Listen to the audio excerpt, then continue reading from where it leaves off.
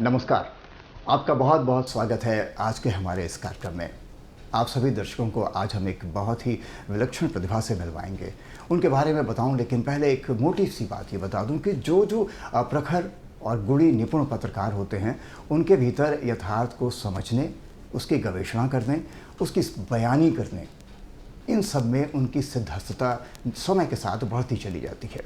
और जिस क्षेत्र में, चाहे सामाजिक, आर्थिक, राजनीतिक, जो भी क्षेत्र वो चुनते हैं विशेषज्ञता के लिए, उसमें उनका जो ज्ञान होता है और उसमें जो उस क्षेत्र की प्रक्रियाएं चल रही होती हैं, जो उसके अंतर्द्वंद होते हैं, जो उसमें अवसर आते हैं, जो उसकी उपलब्धियां होती हैं, जो उनमें झंझावात चल रहे होते हैं, उसको परत दर परत समझकर लोगों तक अपनी विश्लेषणात्मक प्रतिभा के माध्यम से पहुंचाने की क्षमता रखते हैं। और ये क्षमता उन्हें सबसे अलग स्थान दे देती है। और कालांतर में ऐसा भी होता है कि एक समय के बाद उनकी रचना धर्मिता कुछ नए नए आकार भी लेने लगती है। मसलन वो विशुद्ध लेखन के क्षेत्र में अपनी रचना धर्मिता को ले आते हैं। कुछ देखा होगा आपने ऐसे हैं जो विशुद्ध फिक्शन और उपन्यास के तौर पर अपने आप को स्थापित करते हैं, और बहुत से सामाजिक, आर्थिक, राजनीतिक क्षेत्र में विशुद्ध लेखन के तौर पर अपनी पुस्तकें प्रकाशित होती हैं जिनकी। आज ऐसे ही एक मूर्धन्य प्रखर पत्रकार हमारे साथ हैं। नाम है अजय सिंह। इसी उत्तर प्रदेश से उनका ताल्लुक़ है। इसकी राजधानी लखनऊ में ही जन्म है, पले बढ़े यहीं पर हैं, और बहुत सारे सोपान तय करते हुए, पत्रकारिता के कई मापदंड खड़े करते हुए इस समय, संप्रति इस समय की हम बात करें तो भारत के राष्ट्रपति महोदया के प्रेस सचिव हैं वो।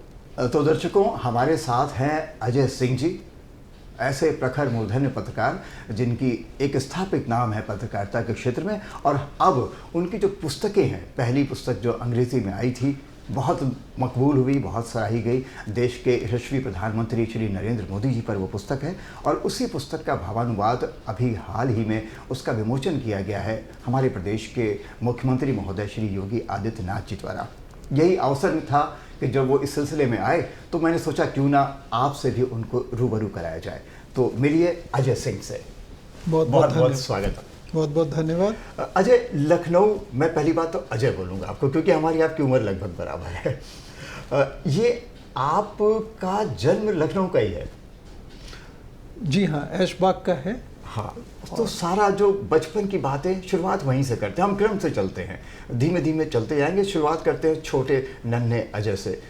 उसको किस नाम से लोग जानते थे और वो क्या क्या करता था, कितना खिलंदड़ा था, कैसे कैसे बड़ा हुआ, क्योंकि बचपन की बातें जो भविष्य में आदमी बनता है उस पर कहीं ना कहीं बड़ा गहरा असर डालती हैं। तो बचपन की बात अगर आप कहें तो लखनऊ से ऐसी यादें जुड़ी हैं जो कि हमें लगता है कि वो हर समय रहती हैं। मैं कहीं भी रहता हूँ तो लखनऊ याद रहता है। मालवीय नगर में हमारा जन्म हुआ था, ऐशबाग में है। ऐशबाग में, और वहीं पे मैं पढ़ाई भी वहीं हुई, शिक्षा भी वहीं हुई। बाकी बीकॉम मैंने यहाँ से किया था।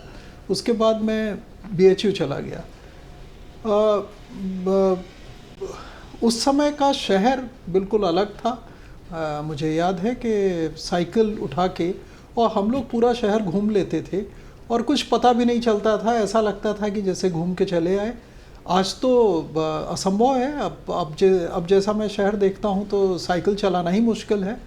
तो मतलब अगर आप याद करें तो हमें लगता है कि वो दिन अजब दिन थे। और लेकिन अब यही है कि पास्ट में जाना, हम लोग जिस एज पे हैं उसमें तो ठीक है, लेकिन जो नया जनरेशन है उसके लिए तो जो नई चीज़ें हैं वो ज़्यादा इम्पोर्टेंट हैं। सपनों ने कब घर किया आपके मन में कि भाई यहाँ से तो अब अपनी राह निकालनी है और खुद को स्थापित करना है, यानी लगे कि हाँ मैंने जीवन में कुछ किया?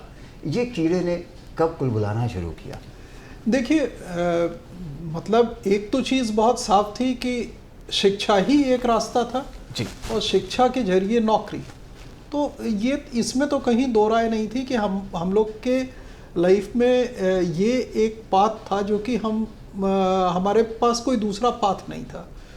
तो एक राष्ट्रीय अंग्रेजी दैनिक था, उसमें एक वो निकला, विज्ञापन आया, जिसमें विज्ञापन में ये था कि आप ट्रेनी जर्नलिस्ट के लिए स्कोप है। तो मैंने उसमें अप्लाई किया। उसके पहले मैं बैंक में रहा और बैंक से इधर आया था छोड़ के, और फिर जब अप्लाई किया और उसमें मैं कानपुर में इनिशियली पोस्टेड था कोई 1-1.25 साल के लिए। फिर मैं लखनऊ आ गया। लखनऊ में पत्रकारिता का जीवन रहा हमारा, और फिर इसी जीवन में रम गया और लखनऊ में रहा। फिर बिहार में चला गया। बिहार के बाद फिर मैं लखनऊ आया किसी और अखबार में। और चूँकि अंग्रेज़ी मेरी भाषा नहीं थी, शिक्षा की भाषा अंग्रेज़ी तो थी नहीं, खाटी हिंदी वाले खाटी हिंदी वाले थे। तो लेकिन हमने अंग्रेज़ी एक्वायर की, अंग्रेज़ी में हम लिखते थे, और पत्रकारिता में अंग्रेज़ी में लिखना ये एक्वायर हो जाता है, ये हमें समझ में आया। और फिर उसके बाद दिल्ली में मैं चला गया। 94 की बात है, 94-95 के आसपास की बात है। मैं दिल्ली चला गया और फिर दिल्ली में मैं बहुत सारे न्यूज़ ऑर्गेनाइजेशंस से घूमता और फिर जिसमें टेलीविज़न के ऑर्गेनाइजेशन भी भी थे, और लास्ट हमने जो हेड किया था वो हाँ एक डिजिटल भी था प्लेटफॉर्म जी। और उसके बाद मैं अभी जिस असाइनमेंट पे हूँ उस पे आ गया। अब यूँ कहिए कि करियर का पाथ कोई मालूम नहीं होता है कब कहाँ आपको ले जाएगा।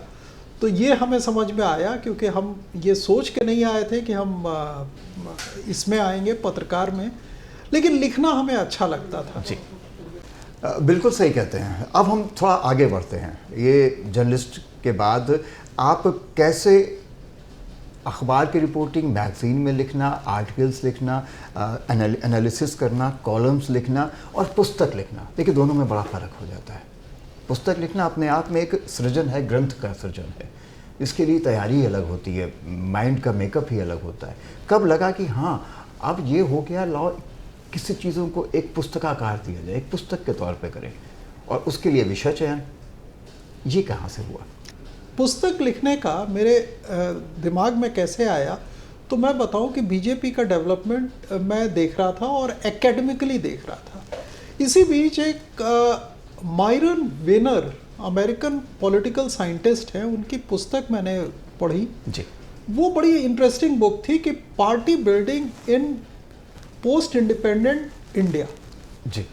जो कांग्रेस के ऑर्गेनाइजेशनल स्ट्रक्चर को उसने बताया है, और वो बड़ा अच्छा उन्होंने डिस्क्राइब किया है कि लोग ये समझते हैं कि पार्टी बिल्डिंग कोई ऐसे ही हो जाता है, कोई एक नेता आता है और पार्टी बिल्ड करता है।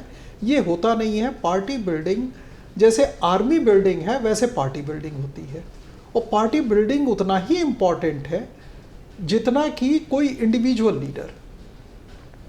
मेरे दिमाग में ये आया कि आखिर बीजेपी का डेवलपमेंट क्या हमने सोचा था कि इस तरह का होगा? तो मुझे लगा कि नहीं, हमने नहीं सोचा था। 2014 का जो चुनाव था और 2019 का बाद में, हालांकि ये 17 में हमने लिखने का सोचा था बुक, तो ये एक्सपेंशन जो था वो अपने आप में हमारे इमेजिनेशन से बाहर था। तो आखिर क्या मेथड्स थे? उस पुस्तक में मेथड्स भी डिस्क्राइब हैं कि पार्टी बिल्डिंग होती कैसे है। तो हमने बीजेपी का और आरएसएस का ऑर्गेनाइजेशन बिल्डिंग के टैक्टिक्स देखने शुरू किए, और ये देखा कि प्राइम मिनिस्टर ने कौन से अनकन्वेंशनल मेथड्स अपनाए हैं पार्टी बिल्डिंग के लिए। वहाँ से संगठन खड़ा करने जी, संगठन कैसे खड़ा हुआ, और संगठन बहुत बड़ा संगठन खड़ा हुआ। तो वो अनकन्वेंशनल मेथड्स क्या थे, वहाँ से हमने शुरू किया, और वहाँ से हमने लोगों से बात करनी शुरू की, और फिर जाके एक पुस्तक के रूप में उसका शेप देने का अटेम्प्ट किया। जब मैं ये पुस्तक लिख रहा था और ख़त्म हो गई, तो मैं खुद भी शक में था कि मैं जो लिख रहा हूँ इसका कोई मतलब है क्या। लेकिन हमारे पेंगुइन ने पहले छापा था हिंदी में, तो प्रभात प्रकाशन है, उन्होंने उसको ट्रांसलेट किया है, पेंगुइन ने छापा था। तो वो लोग बोल रहे थे कि नहीं अच्छी है, लेकिन हमें अपने आप पे एक सेल्फ डाउट था, पर बाद में हमें लगा कि शायद लोगों को पसंद आई। अच्छा, इस पुस्तक की बात करें तो मुझे चूँकि वो याद है, आप जब समय 1990 के दशक के बाद जिस समय बड़ी बड़ी चीज़ें कुछ हो रही थी, चाहे वो रथ यात्रा की बात हो, एकता यात्रा की बात हो, हमने कोशिश की है कि इस पुस्तक के माध्यम से वो जो अनकन्वेंशनल मेथड्स हैं पार्टी के एक्सपेंशन के, वो आए। और वो अनकन्वेंशनल मेथड्स कोई ऐसा नहीं है बाहर से आए हैं। गांधी जी ने भी वही किया था। गांधी जी ने जब कांग्रेस को एक्सपेंड किया था तो बहुत अनकन्वेंशनल थे। अदरवाइज अगर आप इतिहास के पन्नों में देखें तो कांग्रेस कुछ लॉयर्स का ऑर्गेनाइजेशन था।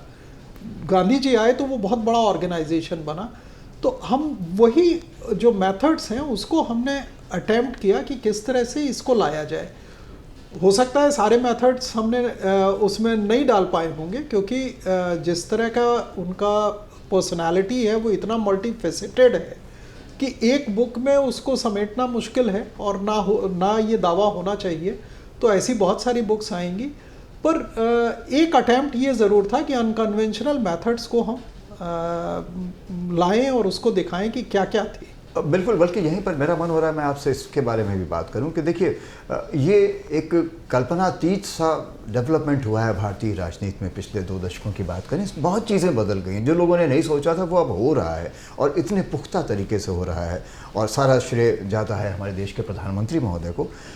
जब ऐसे बड़े शख्सियत की बात होती है तो उन पर बहुत सारी किताबें आएंगी, होड़ लग जाएगी किताबों की।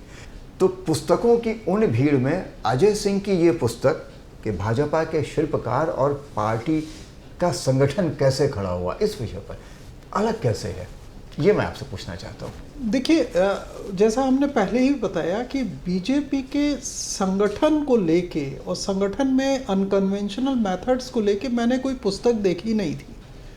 तो ये एक अटेम्प्ट था कि ये हम ऑर्गेनाइजेशन के उससे मतलब अप्रोच से इसको अटेम्प्ट करें। एक तो ये था।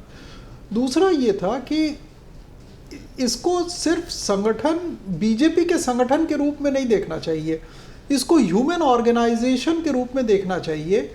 मैं आपको सच बताऊं तो मैं इंटरव्यू कर रहा था और करीब 100 लोगों का इंटरव्यू किया है। उसमें एक अधिकारी जो कि प्राइम मिनिस्टर के साथ बहुत दिन रहे, उन्होंने एक बात बताई जी, जो मैं यहाँ पे आप के टीवी के माध्यम से चाहता हूँ कि शेयर करूँ। उन्होंने बड़ा बढ़िया कहा कि ये उनके में जो क्षमता है कॉन्टिन्यूड अटेंशन की, यानी अगर आप कोई चीज़ लेके जाएं तो वो कॉन्टिन्यूअस सुनते हैं, आपको इंटरप्ट नहीं करते हैं। ये रेयर क्षमता है। अगर ऐसा व्यक्ति राजनीति नहीं, वो किसी इंडस्ट्री में हो, वो किसी आर्ट में हो, किसी और भी फील्ड, स्पोर्ट्स में हो, ऐसा व्यक्ति किसी भी फील्ड में हो वो एक्सेल करेगा। तो ये चीज़ हमने इस बुक में लानी चाहिए है। अब पता नहीं कितना मैं सक्षम हुआ हूँ, मैं नहीं जानता, ये आप लोग जैसे रीडर बताएंगे। पर अगर मैं सक्षम नहीं हुआ तो वो मेरी अपनी अक्षमता है, पर हमारा अटेम्प्ट वही था। अच्छा, जो लोग लेखन में आ जाते हैं, वहाँ आपने भी थोड़ी सी धारा बदली है, एक पुस्तक सराही जा रही है, तो ये पहली और यहाँ रुक जाए सफ़र ऐसा तो है नहीं। अब मन में कुछ आने लगा होगा, अब क्या लिखें इसके बाद क्या करना है, उसके बारे में क्या? देखिए, अभी मैं जिस असाइनमेंट में हूँ उसमें समय थोड़ा कम मिलता है, और ये किताब लिखने में मुझे 4.5 साल लगा। ये कोई बहुत भारी किताब नहीं है, मोटी किताब नहीं है, पतली है, और इसको लिखने में मुझे 4.5 साल लगा। तो मैं डर गया, मुझे लगा कि बहुत वक्त लगता है। आपकी स्पीड कम है क्या लिखने की? या तैयारी बहुत करनी, रिसर्च बहुत करना पड़ता है। वही मैं कह रहा था कि 1000 वर्ड लिखना हमारे लिए बहुत आसान होता है, लेकिन जैसे ही वो 40,000 50,000 वर्ड आता है तो मुश्किल होता है। इतने अच्छे रिसर्च के बाद ही तो ऐसी चीज़ निकल कर सामने आती है जो प्रामाणिक मानी जा सके। क्योंकि मुझे इस पुस्तक को पढ़ने के बाद लगा कि ये सिर्फ एक व्यक्ति के बारे में या एक पार्टी के बारे में नहीं। जब आप राजनीति विज्ञान की बात करते हैं, राजनीति शास्त्र एज ए साइंस जैसे हम पढ़ते हैं MA BA वगैरह में, तो राजनीति को समझने में भी ये पुस्तक मदद करती है। एक टेक्स्ट बुक की तरह भी हम इसका, रेफरेंस बुक की तरह भी इसको देख सकते हैं। और आपने अपनी बातों में कुछ कहा भी ऐसे कि ह्यूमन के संघ के तौर पे इसको भी देखना चाहिए, इसका संगठन कैसे आता है। थोड़ी सी बात हम आपके वर्तमान उसकी भी करना चाहेंगे, लेकिन बस आखिरी सवाल इस पुस्तक के बारे में जो है, शुरू से मन में कौन रहा है, जब से बातचीत हमारी आपकी शुरू हुई है, जब भी ऐसी पुस्तक लिखी जा रही है जिस व्यक्ति के बारे में लिखी जा रही है, इतना शोध क्या, तो उनसे भी तो साक्षात मुलाकातें ज़रूर हुई होंगी। नहीं, आपका अपना अनुभव क्या है उस महान व्यक्ति के बारे में? नहीं, खैर, ये पुस्तक जब मैं लिख रहा था और लिखने के प्रोसेस में उनसे हमने इसमें लिखा भी है कि उनसे हमें एडिक्वेट टाइम मिला और मैंने उनसे बात भी की है। मैं जानता उनको बहुत पहले से हूँ। 95 में इस बुक में ही हमने लिखा है कि मैं पहली बार भेंट हुई थी। तो उनके बारे में मतलब हमारा कोई ओपिनियन देने का मतलब सारी दुनिया जानती है, तो उसमें मैं कोई ओपिनियन दूँ उसका कोई मतलब नहीं है। लेकिन जैसा आपने बताया कि वो एक विलक्षण प्रतिभा है उनकी। हमने इस पुस्तक में एक जगह लिखा है, शायद आपने देखा होगा, कि इंडियन साइकोलॉजी की, जो आपने सवाल किया उसी के जवाब में मैं कह रहा हूँ कि इंडियन साइकोलॉजी की जितनी प्रोफाउंड अंडरस्टैंडिंग उनको है उतनी शायद गांधी के बाद भारतीय राजनीति में किसी को नहीं थी। बल्कि आपने जो बात कही थी, जो पैरेलल खींचा है, उसी में मैं कहूँ कि हमारे प्रधानमंत्री महोदय ने भी तो बिल्कुल उसी अंदाज में सक्रिय राजनीति से पहले पूरे देश का भ्रमण किया था, तीर्थाटन किया था और समझा था ये देश है क्या। नहीं, हमें लगता है कि शायद भारतीय राजनीति में बहुत कम लोग ऐसे हैं जिन्होंने भारत में इतना घूमा है जितना उन्होंने घूमा है। तो वो हर डिस्ट्रिक्ट में उन्होंने रात बिताई है और नहीं तो दिन बिताया है।